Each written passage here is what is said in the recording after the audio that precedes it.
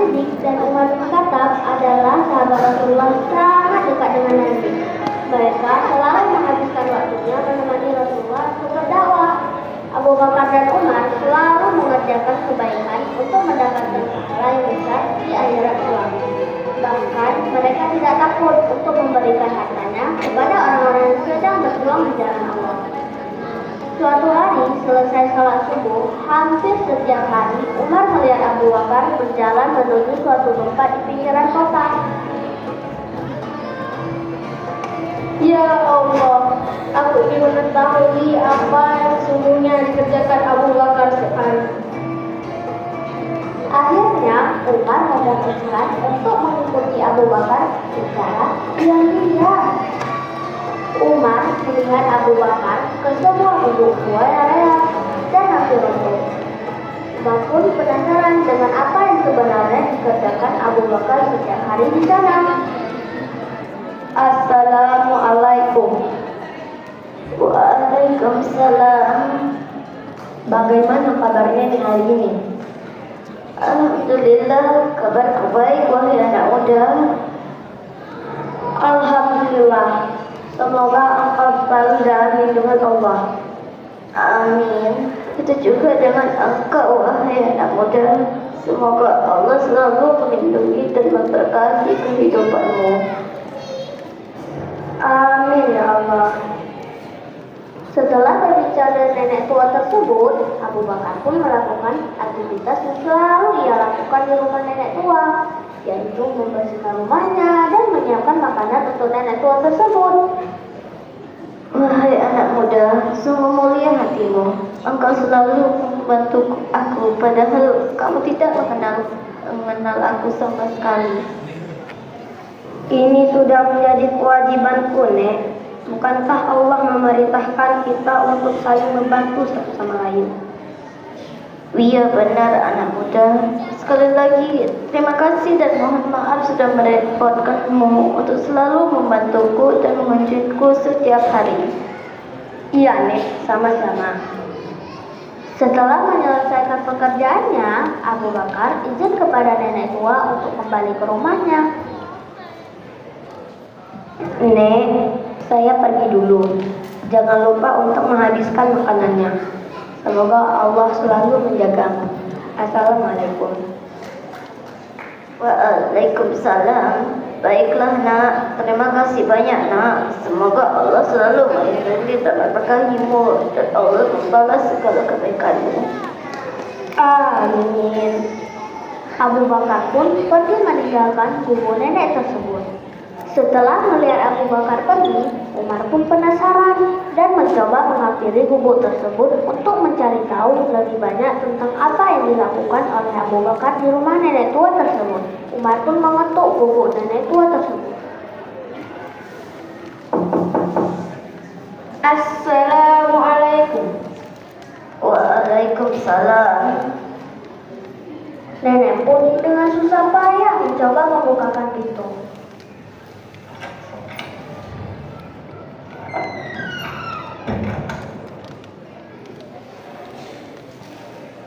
Setelah dibukakan pintu, betapa terkejutnya Umar ketika mengetahui pemilik gubuk tersebut adalah nenek tua yang tak bisa melihat. Umar pun bertanya kepada nenek tua tersebut. Nek, saya ingin bertanya mengenai laki-laki yang mengunjungi nenek tadi. Sebenarnya aku tidak tahu nak. Nama laki-laki baik itu pun aku tidak mengetahuinya. Apa yang dilakukannya di sini, Nek? Setiap hari ia datang ke sini untuk membersihkan rumahku. Ia juga menyiapkan makanan untukku. Setelah itu ia pulang tanpa menyebutkan namanya. Masya Allah. Sungguh sangat mulia perbuatannya. Semoga Allah selalu melindungi dan memberkatinya. Amin ya Allah. Mendengar hal itu, Umar pun menangis. Ia tersentuh dan terharu dengan apa yang dilakukan oleh sahabatnya. Ya Allah, mulia Kau yang berkati. Umar begitu kagum dengan kebaikan yang dilakukan oleh Abu Bakar. Kebaikan dan pelajaran sangat luar biasa dari Abu Bakar. Membantu sesama tanpa pamrih, bahkan tak memberitahu namanya, agar orang-orang tak perlu mengetahui kebaikannya tersebut. Demikian salah satu kisah Abu Bakar As-Siddiq. Terima kasih. Wassalamualaikum warahmatullahi wabarakatuh.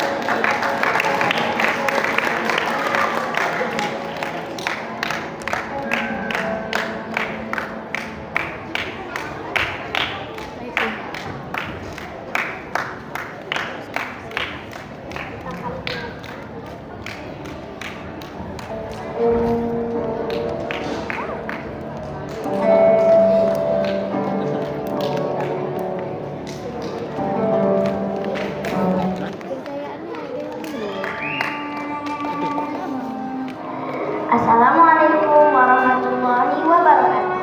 Sirah Umar bin Khattab. Di suatu malam yang sunyi dan sepi serta cuaca dingin yang mencekam, Khalifah Umar bin Khattab dan bawahannya Aslam sedang berjalan di sebuah desa yang beliau pimpin. Sepertinya dingin sekali malam ini ya. Aku heran pada Umar, kenapa engkau mengorbankan waktu istirahatmu hanya untuk berkeliling desa di malam hari?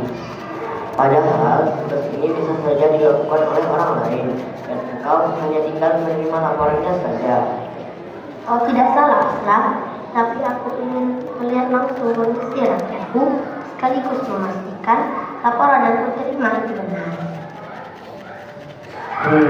Subhanallah. Semoga Allah selalu merahmatimu, wahai Amirul Mukminin. Begitu juga denganmu, Aslam. Amin. Tidak lama berselang, terdengarlah suara rintihan dan tangisan anak-anak di balik sebuah rumah yang sangat sederhana. Ibu, aku lapar. Ibu lapar. Ibu lapar.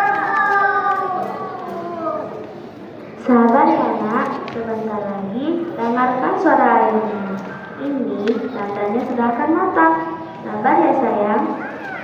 Ibu, maksudnya kenapa lama? Sebentar ya, duduk di sini dulu.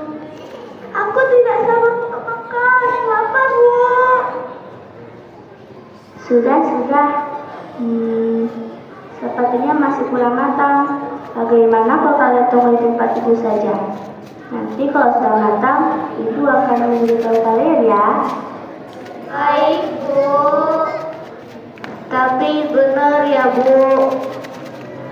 Ayo Dek, kita pilih di tempat tidur ya. Iya Kak. Ya Allah,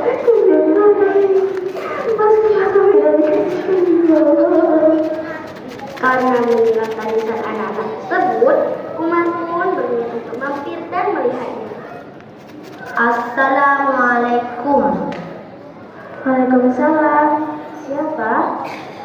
Kami orang yang dalam perjalanan. Bolehkah kami singgah sebentar? Di luar udaranya sangat dingin. Sebentar.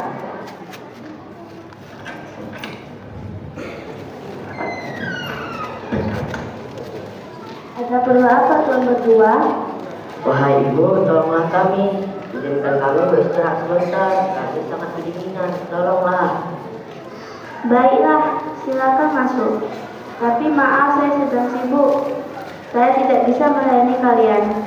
Kalau kalian ingin sekedar beristirahat sebentar, silahkan di sini.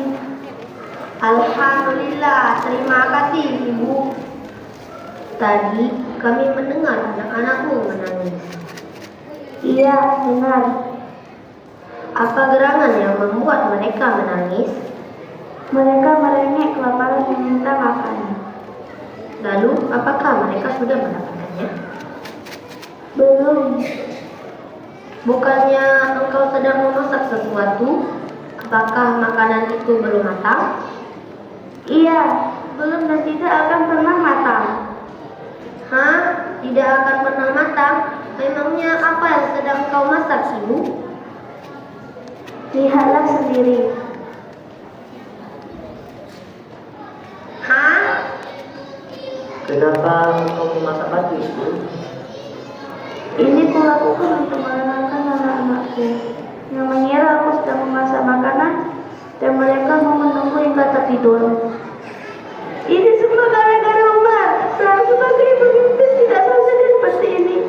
Tapi biar Umar ibu menjadi aku dan Umar. Wahai ibu, mengapa bisa seperti itu? Memangnya ada apa dengan Umar? Pasti dia sudah bersandar sampai di rumahnya. Sementara sedikit pun dia tidak pernah memperhatikan orang-orang miskin seperti kami. Ya Allah, apa yang telah aku perbuat? Aku telah menzalimi rakyat yang menjadi tanggung jawabku. Ibu, mana makanannya? Ibu, aku lapar. Ibu. Astagfirullahaladzim, mungkinkah masih banyak orang yang kelaparan di luar sana, sementara aku tidak mengetahuinya. Ya Allah, ampunilah hamba-Mu yang lemah ini. Berilah aku kekuatan untuk memimpin negeri ini. Hai ibu, jangan bicara sembarangan ya. Ibu tahu tidak? Baiklah, Ibu, kami mohon pamit dulu. Terima kasih atas kebaikan Ibu. Semoga Allah membalasnya. Aslam, mari kita pergi. Assalamualaikum. Waalaikumsalam. Umar dan Aslam pun beranjak pergi untuk kembali ke rumah Umar. Jangan sekali. Tunggu, hai adik ini. Kenapa terus seperti ini? Ada apa? Sampai di bulan Ronald, Umar bin Khattab mengambil gandum dan memikulnya sendiri untuk diberikan kepada ibu dan anak yatim yang kelaparan. Tolong Amirul Mukminin, biarkan aku membawa ini untukmu. Celakalah kamu, apakah kamu akan membawa dosa-dosaku pada hari kiamat nanti? Umar dan Aslam berjalan tergesa-gesa menuju rumah ibu dan anak yatim yang sedang kelaparan. Assalamualaikum. Waalaikumsalam. Siapa? Aku, Ibu. Seperti suara yang tadi. Ada apakah gerangan sehingga Tuhan datang kembali sini? Bolehkah aku masuk sebentar? Aku membawa sedikit makanan. Bolehkah aku memasaknya? Silahkan. Maha suci Allah, untuk lembut hati Umar. Subhanallah.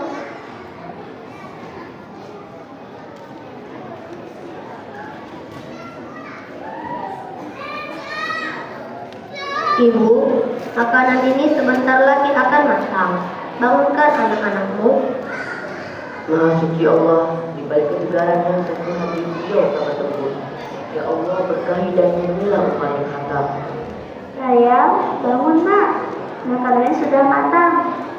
Apa benar makanannya sudah matang? Iya sayang, benar nak. Kalian bisa makan. Benarkah? Alhamdulillah. Akhirnya kita bisa makan. Ayo Dik, kita makan. Ibu dan anak-anaknya pun akhirnya makan bersama. Terima kasih Tuhan. Seandainya saja Umar bin Khattab sendiri yang mengantar, pasti tidak ada lagi yang kesusahan dan ia akan menjadi orang yang dicintai oleh rakyatnya. Baiklah, kami pamit dulu. Dan ini sedikit uang untuk memenuhi kebutuhan ini.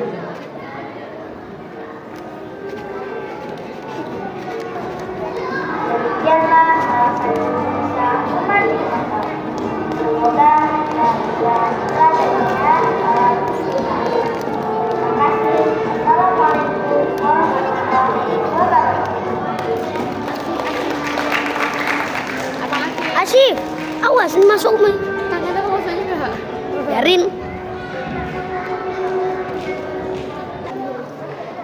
Assalamualaikum warahmatullahi wabarakatuh. Sirah Usman dan Sumur Yahudi.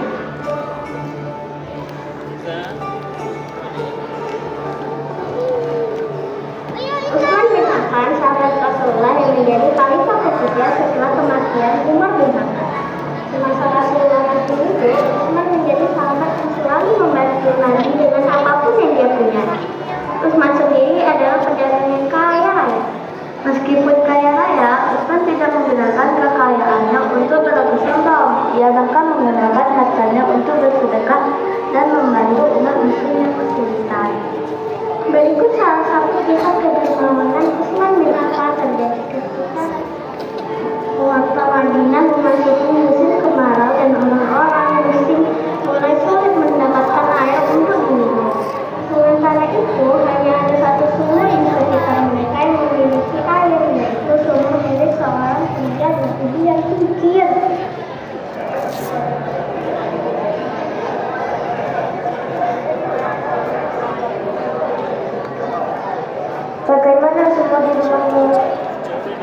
Semua di rumah pun hingga 1 minggu yang lalu dibakar hingga tidak ada tanda-tanda akan keluarkan air. Kalian yang sedang berada di sini, aku tidak memberikan air di sumurku dengan gratis. Kalian harus membayarnya dengan harga yang mahal, terutama kalian para pengikut Muhammad. Aku menjual air sumurku 2 kali lipat lebih mahal untuk kalian. Beberapa muslimin pun mengadu kepada Rasulullah SAW. Mereka mengabarkan orang-orang yang hendak mengambil air dari sumur milik Yahudi mesti membeli dengan harga yang sangat mahal. Dengan cara itulah pengusaha Yahudi dapat meraup keuntungan yang sangat besar. Nabi Muhammad SAW memotivasi para sahabatnya, siapa yang dapat membeli sumur milik Yahudi, kemudian mendermakannya untuk kaum muslimin, imbalan yang akan diberikan oleh Allah adalah sebuah rumah di surga. Mengetahui badan yang suka menajukkan, Utsman dapat pikir panjang langsung mengajukan diri kepada Rasulullah untuk membeli sumur milik Yahudi. Utsman pun langsung melangkahkan kakinya menuju rumah pemilik sumur.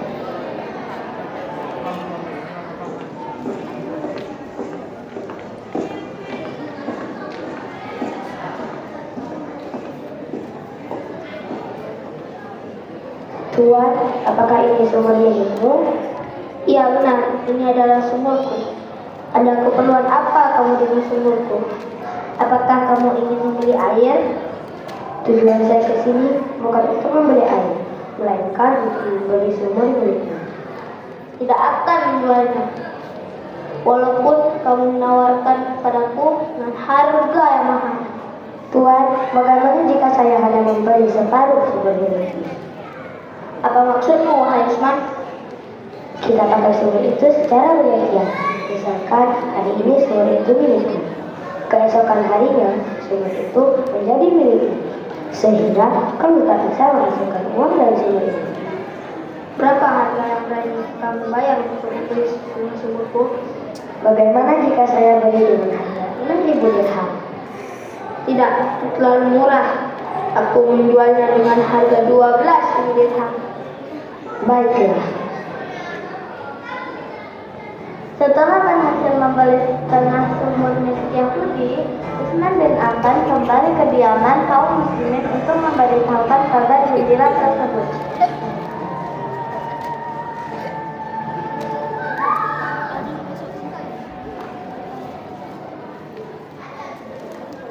Wahai kaum muslimin penduduk kota Madinah, sekarang kalian bisa menimba air dari sumur itu secara bebas pada hari ini. Ambillah air untuk mencukupi persediaan hari ini dan esok hari. Dikarenakan si Yahudi hanya menjual separuh sumurnya kepadaku, sehingga kepemilikan sumur ini berganti setiap harinya.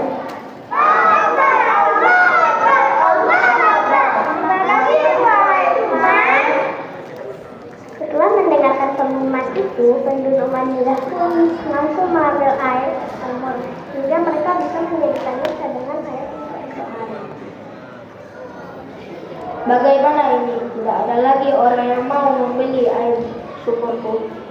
Kalau begini terus, aku akan rugi dan tidak akan dapat penghasilan. Karena tidak mendapatkan penghasilan dari sumur tersebut, Yahudi pun berniat menjual setengah sumurnya kepada Utsman. Yahudi pun pergi menjumpai Utsman. Utsman, maukah engkau membeli setengah lagi bagian sumurku? Berapa engkau akan menjualnya kepadaku? Aku akan menjualnya kepadamu seharga 8.000 dirham saja. Baiklah, aku akan membeli setengah lagi bagian sumurku. Kemudian Utsman mengumpulkan kaum muslimin penduduk kota Madinah dan memberitahukan kabar gembira bahwasannya sumur itu telah sepenuhnya dimiliki olehnya.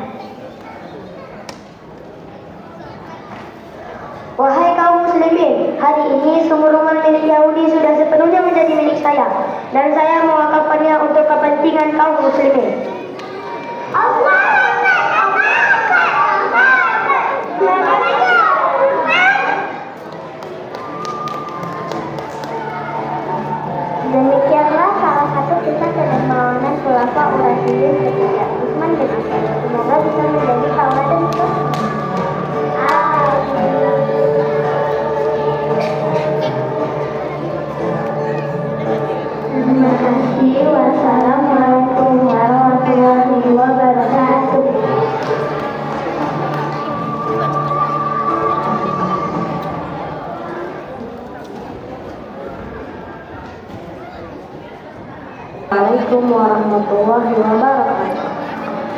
adalah Ali bin Abi Thalib.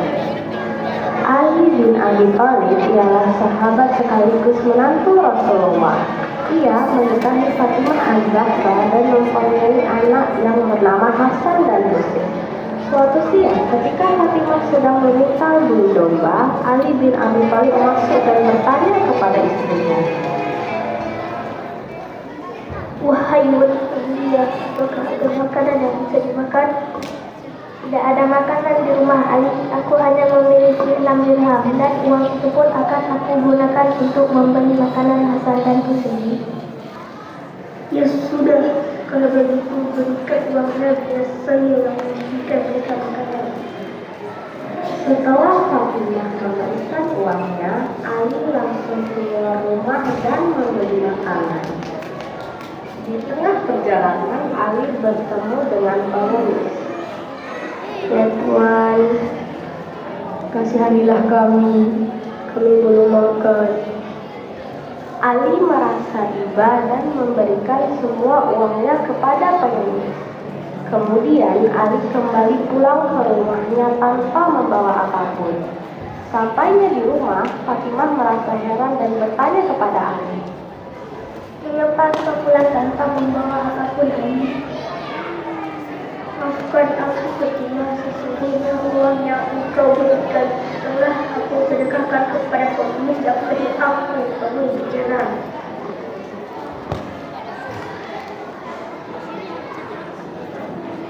Ali pun bergegas keluar rumah. Di tengah jalan, Ali bertemu dengan salah seorang sahabat yang sedang menjual anak. Assalamualaikum. "Waalaikumsalam." Wahai Ali, bilang dong ini. "Saya ingin makan, saya tidak memiliki uang." Tidak apa-apa, memang gampang saja. "Memang mendapat dirham yang kau tawarkan." Aku menjualnya 100 dirham. "Baiklah, aku akan memberi kamu." Merasa harga yang tidak terlalu tinggi, Ali akhirnya menuruti dan membawa unta itu. Ketika Ali melanjutkan perjalanan, Ali berjumpa dengan laki-laki yang tertarik dengan unta. Laki-laki itu bertanya, "Assalamualaikum." "Waalaikumsalam. Apakah engkau berniat untuk menjual untamu?" "Aku tertarik untuk membelinya." "Benar, aku akan menjualnya." "Berapa engkau menjualnya?" Aku menjualnya dengan seharga 300 dirham." "Baiklah, aku akan membelinya." "Baiklah, terima kasih." Laki-laki itu pun setuju dan memberikan uang sejumlah 300 dirham kepada Ali. Selanjutnya, Ali menemui dan melunasi unta kepada sahabat. Ali kemudian tiba di rumah Rasulullah dan menceritakan kejadian unta. Rasulullah berkata, "Berbahagialah engkau Ali, sesungguhnya Allah Subhanahu wa Ta'ala telah memberi uang yang engkau sedekahkan." Inilah salah satu kisah keteladanan Ali bin Abi Thalib yang bisa diambil. Ali begitu peduli dan mencintai kaum Nabi. Beliau merupakan tokoh teladan yang diperhatikan di dunia, terutama untuk pendidikan. Terima kasih. Assalamualaikum warahmatullahi wabarakatuh.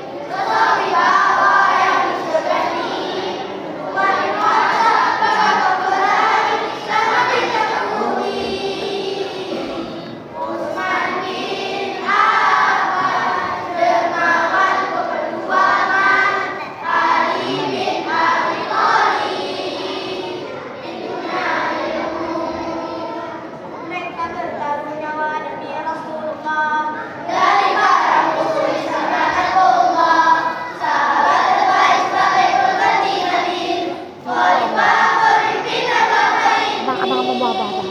Kelihatan.